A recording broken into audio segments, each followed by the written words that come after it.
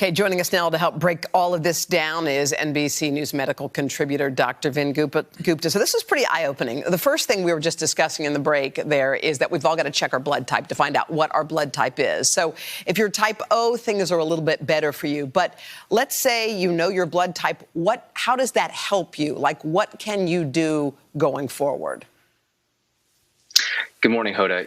This is one of those studies, a set of studies that's intellectually interesting, but I'm not sure it's actionable for the American people to protect themselves from the virus. Because to your point, you can figure out your blood type, but does that actually, you can't change your blood type. Right. And what these studies suggested is that there's maybe a modest effect if you have type O blood versus you have type A or type AB in terms of perhaps not having as worse of an outcome from COVID-19. But the effect size wasn't even that great. It's not that having type O was very protective. Mm-hmm. So I think this is intellectually interesting, but ultimately not that actionable.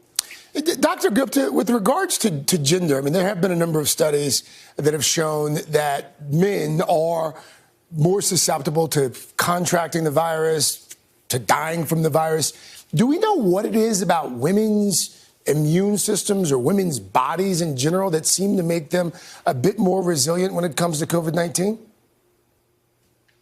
Craig, it's a really interesting question, and there's emerging data suggesting two things. Number one, that men actually just don't have as much as sophisticated of an immune system response than women.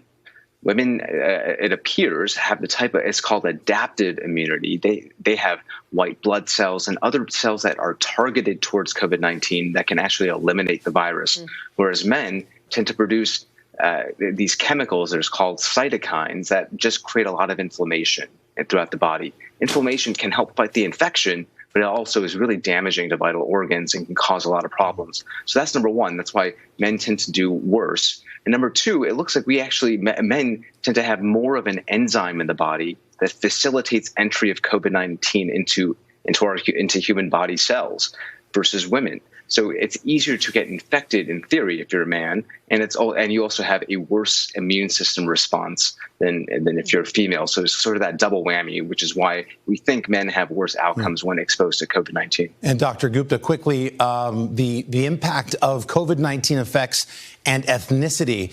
What did you find out about that, and how might that change the way you treat patients?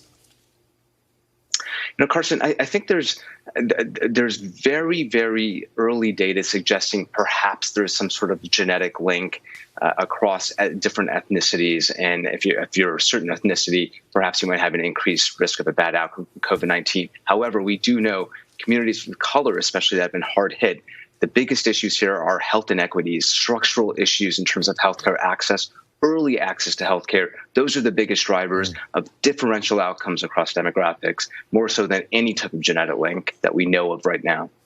All right, Dr. Gupta, thank you for that insight. We appreciate it.